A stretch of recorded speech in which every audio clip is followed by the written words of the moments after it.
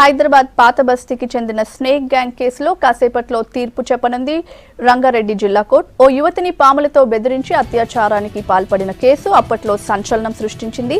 Snake gang పై 2014 July 31న case నమోదు చేశారు పహాడీ షరీఫ్ పోలీసులు. దాదాపు 2 ఏళ్ల పాటు కేసులో వాదనలు విన్న రంగారెడ్డి జిల్లా కోర్టు ఈ ఉదయం జడ్జిమెంట్ ఇవ్వనుంది.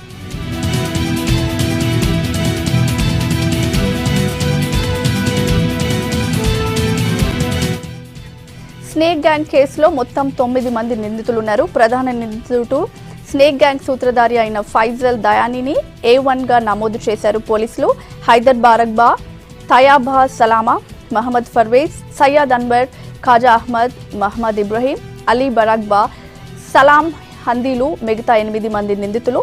వీరిలో 6 జైల్లోనే ఉన్నారు. 3 బెయిల్పై రిలీజ్ అయ్యారు.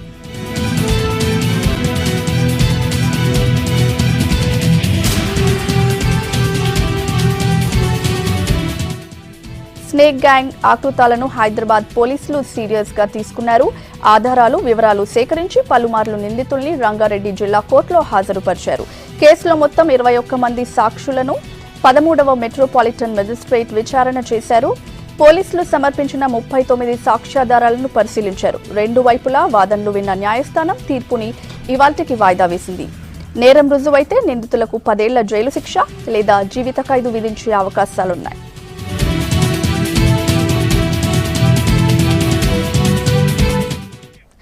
స్నేక్ గ్యాంగ్ పై కాసేపట్లో వచ్చే తీర్పుపై పూర్తి డీటెయిల్స్ సంపత్ అందిస్తారు. సంపత్, తీర్పు ఎప్పుడు రాబోతుంది? జడ్జిమెంట్ ఎలా ఉండబోయే ఛాన్స్ ఉంది?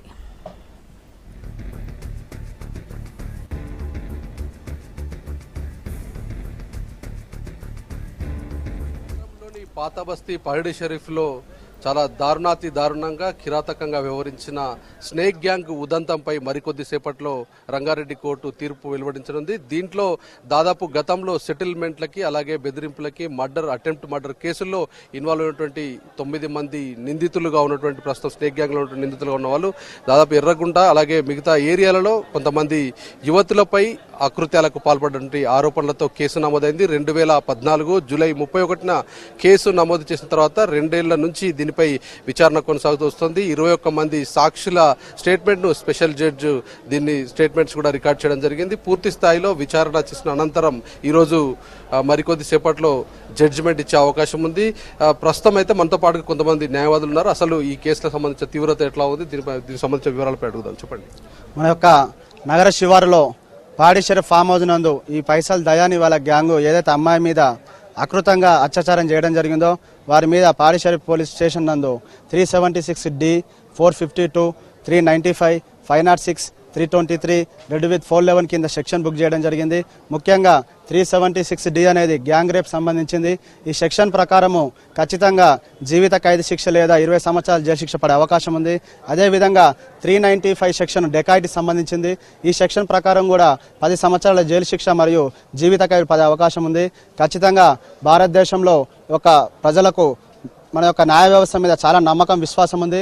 ఖచ్చితంగా ఈ యొక్క ఆకృతాల పాల్పడ్డ వీరికి జీవిత ఖైదు శిక్ష పడుతుందని చెప్పి అందరూ భావిస్తున్నాము.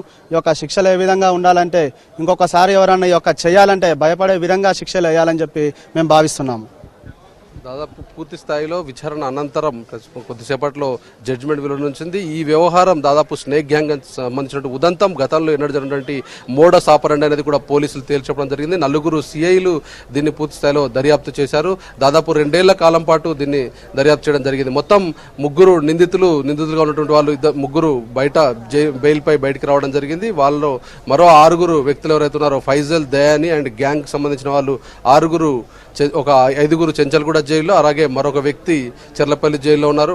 చెర్లపల్లి జైల్లో 5, చెంచల్గూడ జైల్లో ఒకరున్నారు. మరికొద్ది సేపట్లో వాళ్ళను కోర్టులో హాజరుపరుస్తారు. ఇప్పటికే మొత్తం కూడా సాక్షులకు సంబంధించిన స్టేట్మెంట్లు కూడా రికార్డ్ అయ్యాయి కాబట్టి దానికి తీవ్రతకు సంబంధించిన సెక్షన్లు కూడా నమోదయ్యాయి కాబట్టి జడ్జిమెంట్ ఎలా ఉంటుందనేది సర్వత్రా ఉత్కంఠ నెలకొన్నటువంటి పరిస్థితి కనిపించింది. ఏదేమైనప్పటికీ మొత్తం కూడా అందరూ కూడా కోరుకుంటున్న అంశం ఒకటే. ఎందుకంటే ఒక మోడస్ ఆపరండి స్నేక్స్తో బెదిరించి అక్కడికి వచ్చినటువంటి ఎర్రగుంట అలాగే షాహీన్ నగర్ లాంటి ఏరియాలోకి వచ్చినటువంటి కొంతమంది ప్రేమ జంటల్ని టార్గెట్ చేస్తూ వాళ్ళను భయభ్రాంతులకు గురి చేసి అత్యాచారాలకు ఆకృత్యాలకు పడబడినటువంటి ఇలాంటి నిందితులకు కఠినమైన శిక్షలు పడాలనేదే అంతా కోరుకుంటున్నారు. చూడాలి కొద్దిసేపటి తర్వాత ఎలాంటి జడ్జిమెంట్ వస్తుంది. జడ్జిమెంట్లో నిజంగానే న్యాయ నిపుణులు చెప్పినట్టుగా 10 ఏళ్ల జైలు శిక్ష లేదంటే జీవిత ఖైదు పడే అవకాశం ఉందా, లేదంటే మరేదైనా జడ్జిమెంట్ వస్తుందా అనేది చూడాల్సిన అంశం. Over to you. Right, thank you Sampath.